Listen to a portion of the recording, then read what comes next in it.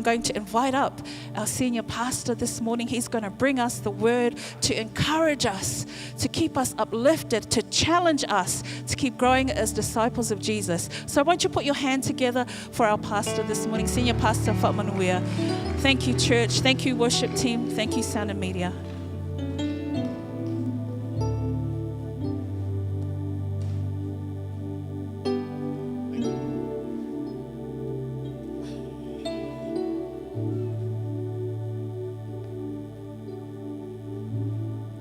Good morning. Good morning. What a beautiful day. I didn't know it's my turn to come up. Thank you to Pastor Judy and our team. Can we give our team for their amazing work in preparing and making a way for us to come and just enjoy a time of worship. Well, today is not a day of mourning, but a day of celebration. Hallelujah. There were people that cried when Jesus was taking his cross, and they cried, and Jesus said to them, "Don't cry for me, but cry for yourself and your children." Is that right? It's a day. If there's any mourning, it is us that need to mourn for ourselves, not for Jesus. We celebrate and we worship the Lord, for without Jesus, we will not be enjoying life with such a beautiful freedom that He has given us. Welcome to those who are visiting Hosanna, Logan City. May the Lord bless you. In our worship too, we need to be accurate in our worship. Sometimes we mix up the Father with the Son, with the Holy Spirit. God is one in three persons: the Father, the Son, and the Holy Spirit. And sometimes we can make the mistake of addressing the Son like, "Thank you, Father, for dying for me." It wasn't the Father that died for you. Right? Do you agree? You may say, well, it's just one God. It's one God, just like a marriage, husband and wife. I will not be happy if you call me Ruta. And I'm sure my wife will not be happy if you call her Manuia.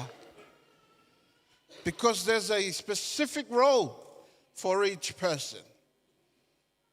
So each persona of God has a specific purpose, specific strengths and roles and things that they have done. The Father, the Son died for us. The Son came in the flesh.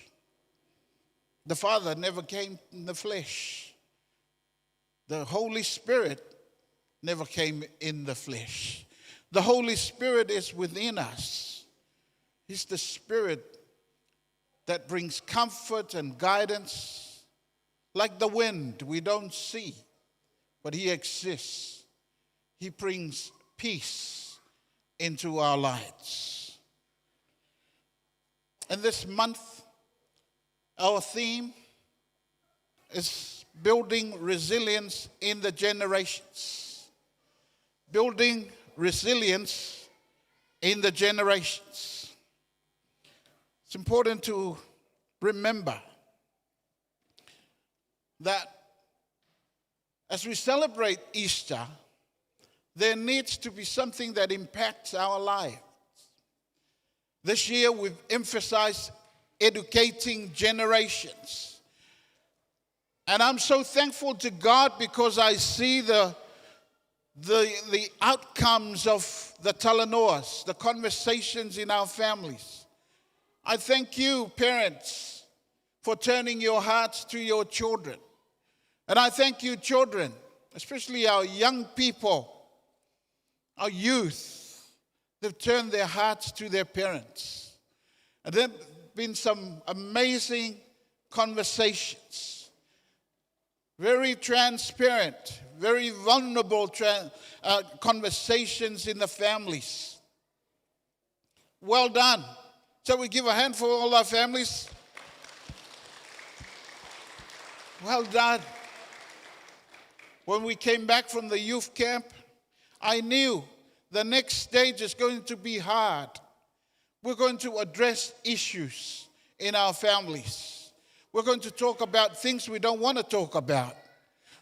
We're going to deal with difficult situations where parents are going to be vulnerable and talk about their weaknesses, their failures. I want to say to the parents who have done that so far, well done. You're setting up your children, your generations, for a great future.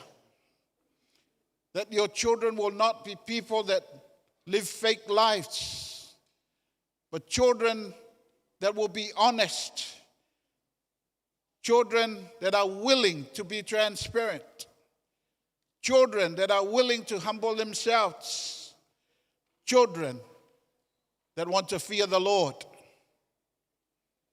And I also like to say to our children, well done. Well done to our children. Thank you for being forgiving to us parents. When we share our failures, you're able to say, it's okay, Mom. It's okay, Dad. Thank you. On behalf of all of us parents, thank you to our young people. The text, the biblical text of this month is from Hebrews chapter 12, verses 1 to 3, or verses 1 to 2. Hebrews 12, verses 1 to 2. We have that on the screen. Thank you, Monica. Let's read that together. Therefore, since we are surrounded by such a great cloud of witnesses, let us throw off everything that hinders and the sin that so easily entangles. And let us run with perseverance the race marked out for us, fixing our eyes on Jesus, the pioneer, perfecter of faith.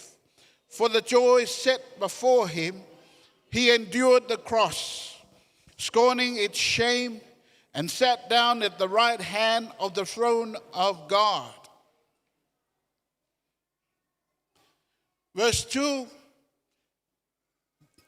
the writer of Hebrews, because it's not known who wrote Hebrews, whether it was Paul or a number of people. Verse 2, fixing our eyes on Jesus, the pioneer and perfecter of faith. If we are at a point of discouragement, here's the instruction for us. Fix our eyes on Jesus. If you found that in your conversation it made you feel worse instead of feeling better, fix your eyes on Jesus. If we are discouraged, fix our eyes on Jesus. Resilience is about bouncing back. We may have fallen down because of trouble and difficulties of life. What's important is that we are able to bounce back. We are able to get back up again and run. We're in a race, the race of life. We fix our eyes on Jesus, the pioneer and the perfecter of faith.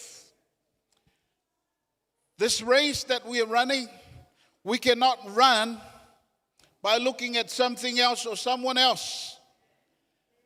We can't look at someone who's famous. We can't look at someone who's rich. We can't look at anyone else or something.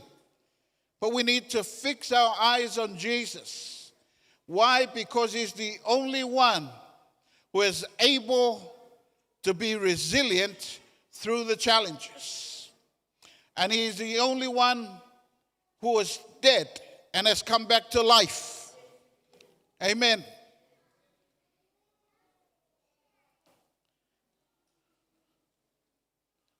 So we need to fix our eyes on him. From the disciples' cross, we learn John 15:5. For those who have done so, can we quote together? John 15:5. I am the vine, you are the branches. If a man remains in me and I in him, he will bear much fruit. Apart from me, come on, Monica, you made them cheat. I wanted them just to recite it without looking at the screen. Thank you. Without me, you can do nothing. If we fix our eyes on something else, even if we fix our eyes on ourselves, we are going to have outcomes that we're not going to be happy about. We can do nothing. Everyone is set a purpose by God. And you cannot achieve that purpose by looking at yourself. You cannot achieve that purpose by looking at your resources.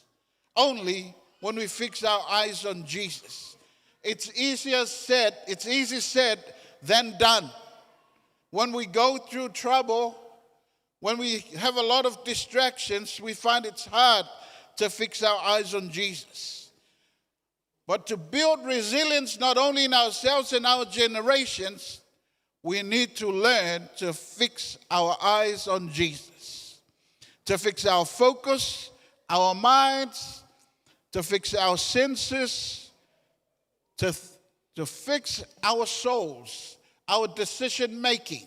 We must fix our eyes on Jesus.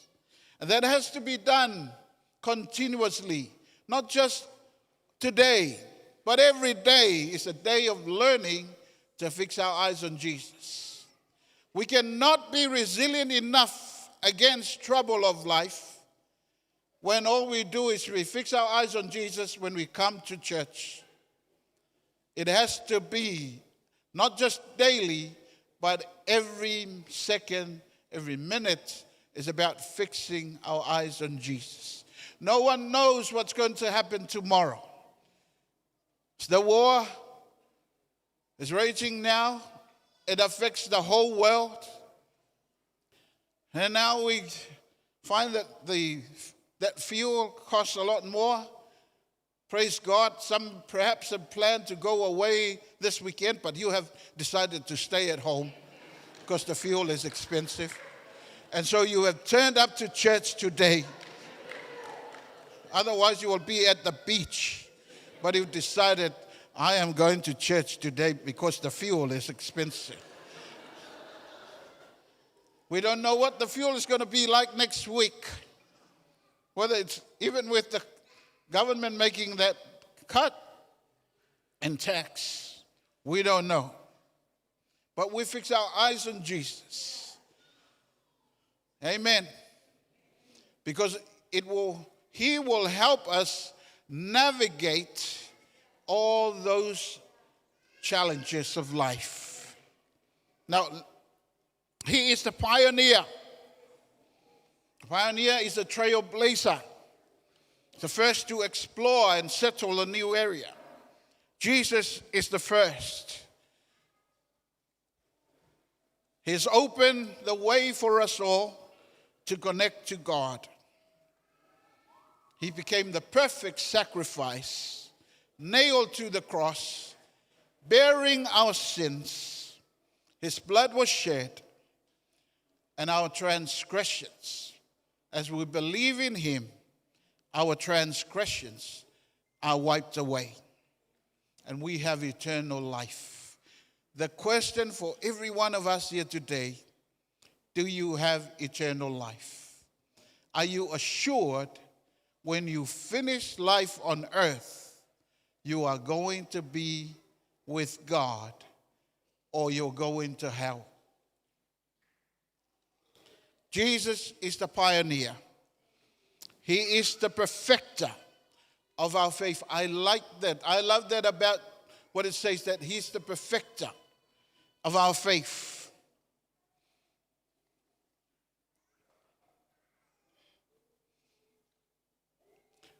In my younger years, I realized I was foolish in the way I applied my faith. It was imperfect. I remember there was a time when I was a leader of young people, and we had this gathering with other leaders of young people. And then this guy shared, he was really confessing, he was humbling himself and shared to all of us. It said he got into some problems with some neighbors, and he went and got his 12-gauge gun, and he said, I was ready to shoot that person. Well, this self-righteousness arose in me, and so the guy was looking for some comfort and encouragement. Instead, I told him off that's not right what you're doing, and all these things that I said. Well, I lost relationship with that guy because I applied my faith in the wrong way. I know sometimes we confront things, but if we confront it the wrong way, we can hurt people. We can cause relationships to break up. We can even bring harm to ourselves. I went back and I thought, oh man, that was stupid of me to say all those things. Instead of shooting that other person, he could have shot me. And there are many times that we need the perfection of our faith, and only Christ can perfect our faith. Only Him can strengthen us. Hallelujah. Now I'd like to encourage us parents, as Jesus is the pioneer and the perfecter of our faith. I find that when we were having conversations, remember Pastor Fisher shared in the sermon service about something that's very important as pioneers. Since every person is unique, you're unique in the way God had created you, not only in your physical body, but also within your soul. God has given you a unique purpose, a unique way of doing things, a unique way of thinking. And so it's important that for parents in raising up our children, to raise up for the purpose that they have been designed for.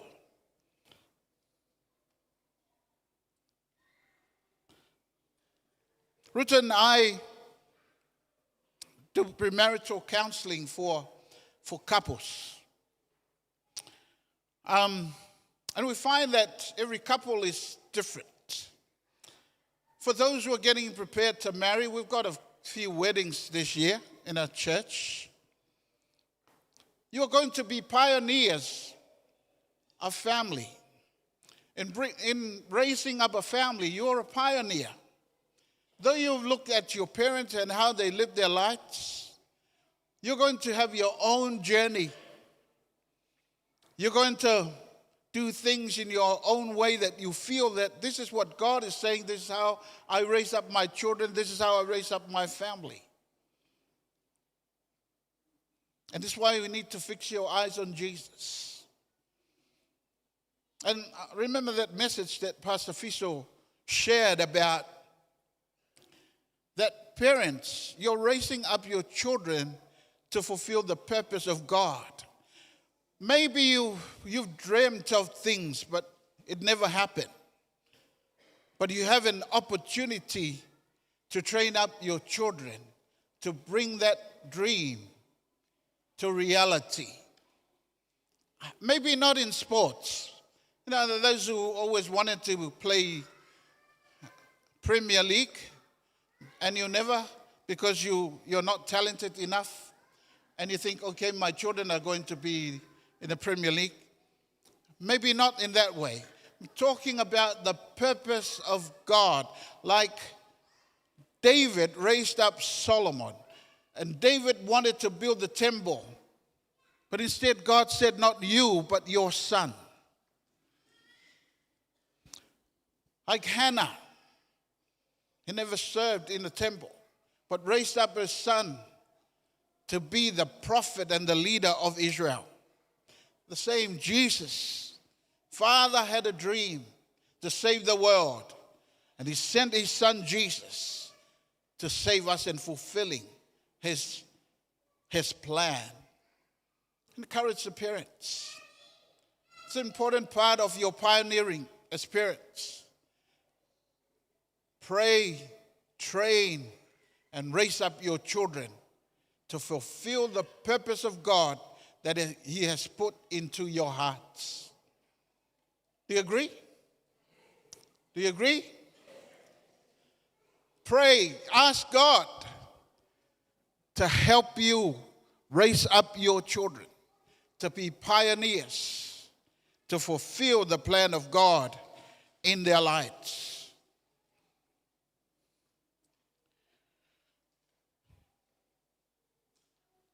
The writer of Hebrews says, for the joy set before him, and he endured the cross, scorning its shame.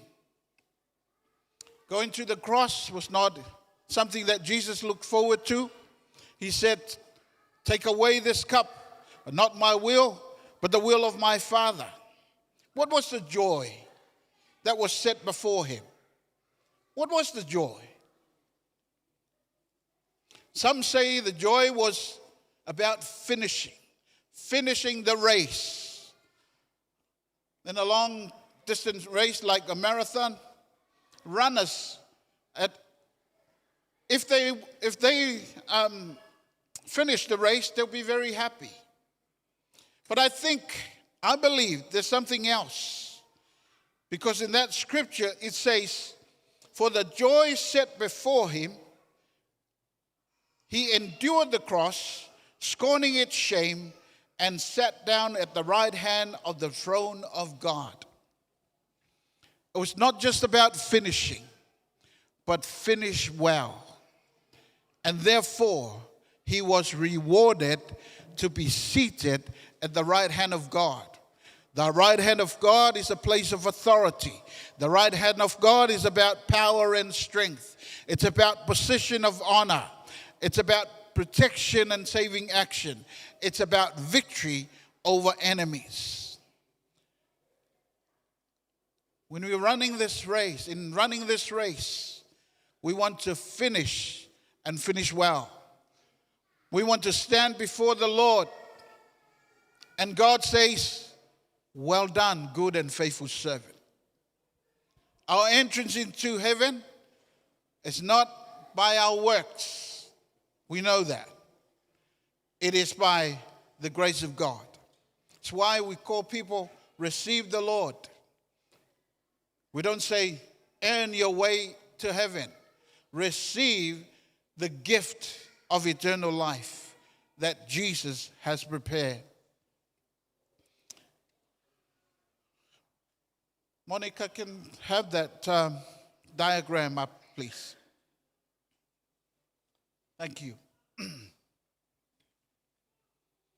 It's our theme of building resilience in the generations. It's in a triangle. The top is fix your eyes on Jesus. And on the side, one is of joy of finishing and reward.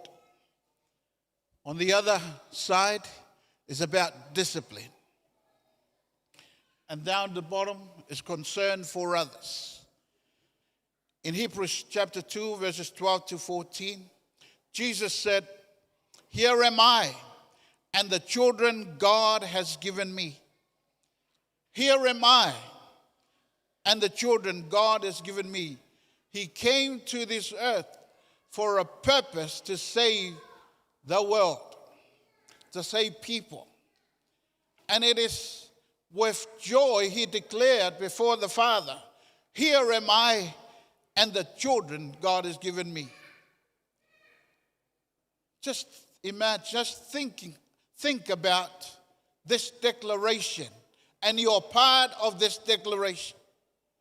When Jesus says, "Here am I and the children God has given me."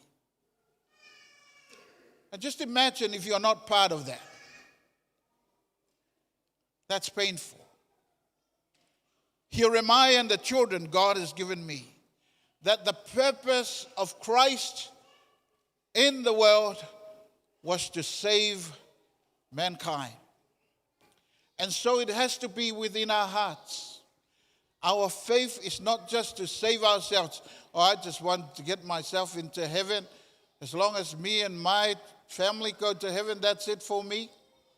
This is about concern for others as well. That the journey of resilience has to be a journey together. Sometimes when people are hit with trouble and problems, they tend to isolate themselves. I really like to encourage. If there's anyone who is isolating yourself because you're going through hardship and difficulty, you're not helping yourself to build resilience. Get together with the people of God. Get together where you can get encouragement. Don't travel alone. We need each other. Amen. And the last part is about discipline. In Hebrews 12, verses 7 to 11, can we read that together? Hebrews 12, verse 7, 8. Read.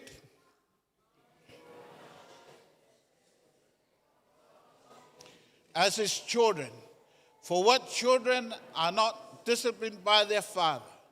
If you are not disciplined, and everyone undergoes discipline, then you are not legitimate, not true sons and daughters at all. No discipline seems pleasant at the time, but painful. Later on, however, it produces a harvest of righteousness and peace for those who have been trained by it. Discipline. Endure hardship as discipline. If you are a child of God, we need to learn to appreciate our challenges. We don't want challenges, but we need to learn to appreciate the challenges that we face. God is teaching us to live a life of self-control. We are able to control ourselves. Amen. In our conversation with those who are going to be baptized tomorrow, some of our people are going to be water baptized tomorrow at 7 in the morning. You're welcome to join us at the pool in Kingston. I strongly encourage them about what it means to be dead to sin. Dead to sin. In Romans chapter 6, verse 1 and verse 2, the Apostle Paul asked the question, what shall we say? Shall we go on sinning so that grace may increase? Shall we go on sinning so that grace may increase? You know, sometimes we come to the altar call and say, I give my life to Jesus, and then you go back and live your old life again. Now, when we are committed and give our life and say, Jesus, save me, what happens is that there is this powerful transaction that makes you dead to your old self. I remember when I was young, and there were people that talked about being born again. And I was afraid because I thought, well, I don't want to be that committed to God because it means I'm going to lose out on all the fun that I want. all these things that I want to do. But that's a lie. Some people are kept from committing themselves to God because they believe that lie. But when I surrendered my life to Christ, suddenly all these things that I was afraid of losing, they just disappeared. The desire for them just disappeared. They're gone. Because of a powerful spiritual transaction that happens at the time of committing and surrendering your life to Christ. So for anyone who's afraid to commit your life to God, I tell you, you will experience that power. Suddenly, you lose this desire for things that are not helpful to your life. Hallelujah. So Paul asked that question in Romans 6, verse 1. Shall we go on sinning so that grace may increase? And then he answered his own question and he said, by no means. We are those who have died to sin. How can we live in it any longer? Can we read that together? We are those who have died to sin. How can we live in it any longer? Tell somebody, I'm dead to sin. Tell the next person, I'm dead to sin.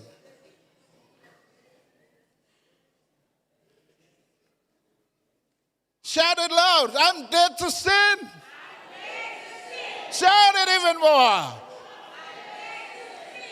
Now, I know some are troubling because you're already thinking of sinning after this service. But the powerful transaction brings about that foundational principle that you are new. You're no longer the old person. Those who come to Christ, they're new creation. The old has, the new has. Hallelujah. You're dead to sin. If you live your life anything less than believing that truth, you're going to head into some sinful behaviors. But even when you are struggling to overcome some of the stuff in your life, if you really build your faith believing I'm dead to sin. I remember someone told a story when this man was always very cruel to his wife before he came to Christ. And once he came to Christ, well, it was now the wife abusing him. And the wife was always looking to harm him. So he escaped and he was hiding in someone's house, and the wife came looking for him. Is that fella in there? And she was calling his name. And then he said this truth. That person is dead already. It was him. That person is already dead. I'm a new person. Hallelujah. We're dead to sin. And that's the truth. That's the truth. Let the weak say, I am. Let the poor say, these are principles of the Word of God through Christ Jesus. We know we are not millionaires, but we say with confidence, I am rich, because God will always provide for my needs. If I believe anything less, I am going to be in poverty for the rest of my life. If I keep on believing, we have nothing, poor me, I never amount to anything, you're going to be in poverty for the rest of your life. You live to the absolute of Christ, you will see the level of faith rise and rise and rise. We make mistakes and we have to ask God for forgiveness. But to deliberately sin That's not something that's in the life of the believer. You and I are dead to sin. Isn't that something to cheer God about and praise God about? I am dead to sin. Make that your confession as a believer in Christ. Back to that triumph, because we're going to use that a lot more in building resilience within us. Building resilience.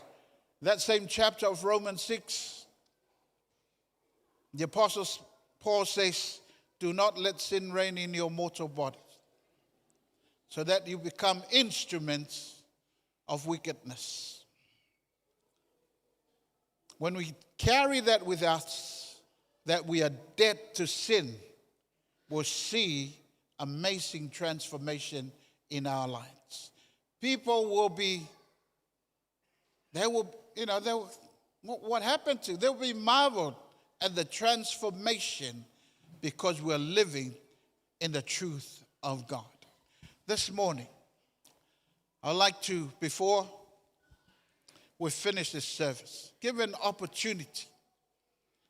If people are struggling, if you're struggling with things, you're struggling with trouble, if you're struggling with challenges, can I have the worship team?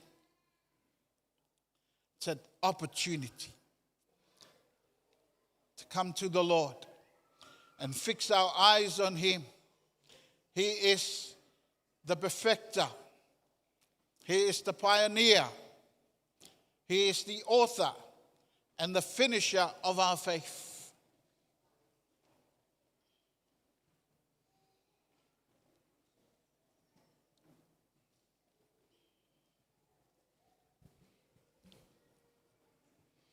We thank you, Father, for your Son.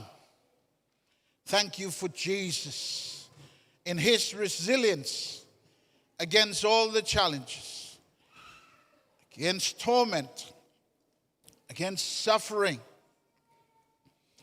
against temptation to give up. He was resilient. He did not give up.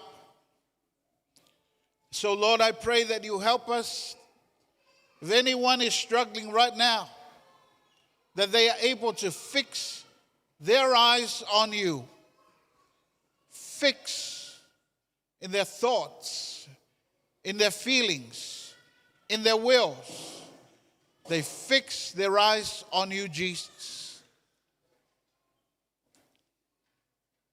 To remember the joy that's before us. The joy of finishing the race.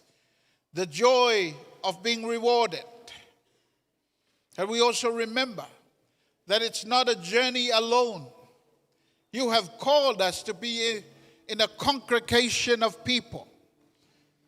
You've called us to be with people of faith so that we can minister to others and call others into the kingdom of God.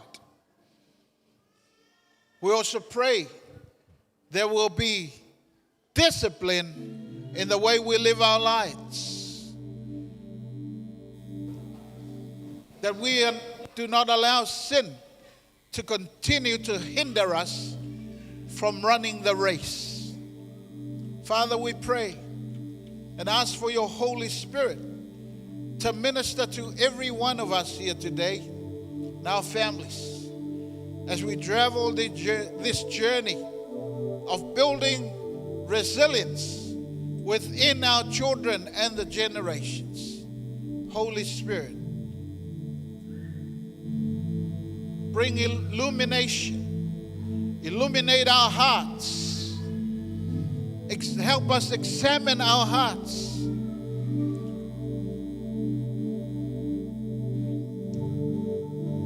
Help us, O Lord, examine our hearts. Are we the kind that runs when things are going well? And we drop out when things are not going so good? What are specific areas of our hearts that have trauma and injuries that need healing. I also pray for those who are here today and have never considered a relationship with Jesus. What a wonderful opportunity for those to come to Christ and commit themselves to you, because you will make them dead people, dead to their own nature, dead to sin, but there will be such a joy, a freedom to live new lives in Christ. We thank you, Jesus. Thank you, Lord. Now, team, sing. I give this opportunity. The floor is open. The altar here is for anyone. If you need prayer, anything, you need to be strengthened and encouraged, this is an opportunity to receive prayer, to receive ministry.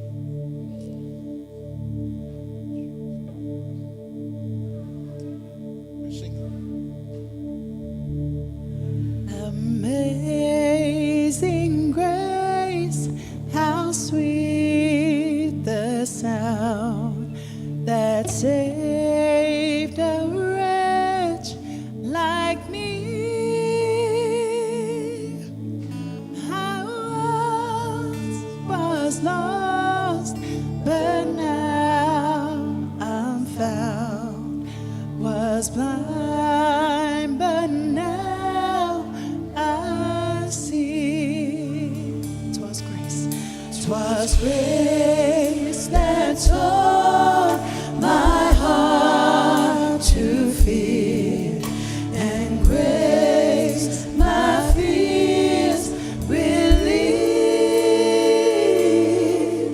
How precious did that grace appear the hour I first believed. My chains are gone, I've been set free. My God, my Savior has ransomed me. And like a flood, His mercy reigns. Unending love, amazing grace. The Lord has promised good to me. His word, my hope secure. He will my shield and portion be, as long as life endures. My chains are gone, I've been set free. My God, my Savior has ransomed me. And like a flood, His mercy reigns. Unending love, amazing grace. My chains are gone, I've been set free. My God, my Savior has ransomed me. And like a flood, His mercy reigns. Unending love, amazing grace. The Lord has given us an opportunity for prayer. We're not going to give up when there's a lot of challenges that we face. It's an opportunity from the Lord. It's not my opportunity, it's God's opportunity for anyone and everyone who needs encouragement, who needs prayer this morning. Hallelujah. Can we all be upstanding? Don't be afraid. Don't be fearful. We don't know how much God has in store for those who put their trust in Him, who wants to be vulnerable and transparent and allow the Lord to move and cause things you have never thought that will ever happen in your lives. Great things that the Lord has purpose. Know that your purpose here today is not coincidence. We are here because God is speaking into our hearts and He's causing things to move. It says that He works all things for the good of those who love the Lord. You love the Lord, don't be afraid. Don't be fearful. Jesus wants to bless your life. Don't go back home with the same burdens and the same things that you worry about. Here's an opportunity from Jesus. Hallelujah. We're singing again. Then come, we'll pray with you.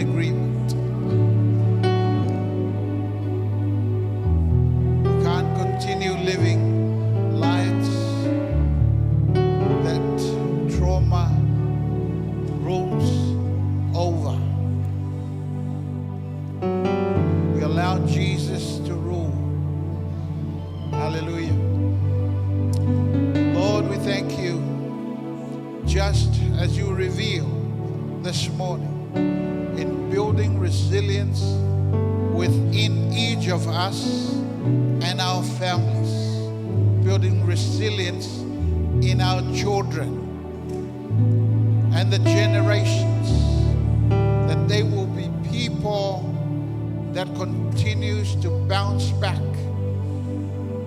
that the trouble of life will never overcome them. And Lord, for us parents, we repent.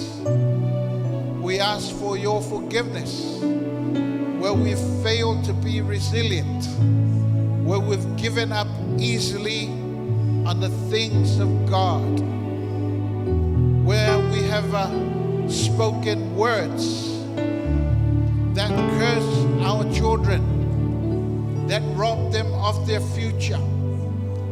We repent before you today, Father, that you forgive us. Forgive us for words of destruction. Forgive us for pride. Forgive us for mistreatment and abuse. Forgive us for allowing trauma to be part of our children and the generation.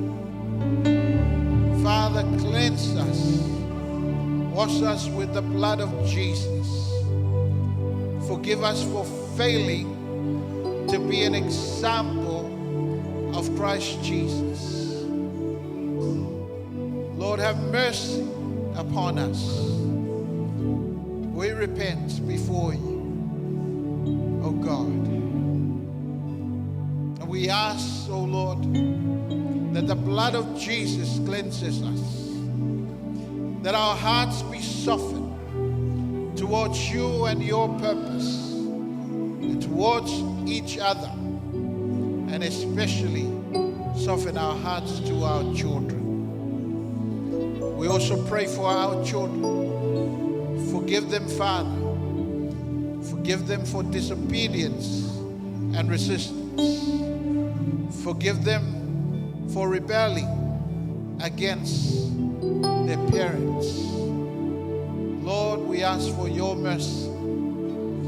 Just as the prophet Malachi said, that you turn the hearts of the parents to their children, and turn the hearts of the children to the parents. Lord, we pray that over generations, there will always be a desire in the parents and the children to turn their hearts to each other. That today, Lord, as we begin this month of building resilience in the generations, we pray for a powerful move of your Spirit within families in the name of Jesus. The powerful move of your Holy Spirit, Lord God,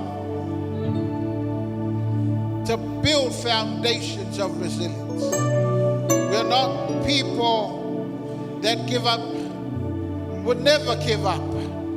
Our children will not give up on their spiritual inheritance. The generations will not give up in believing in Christ Jesus.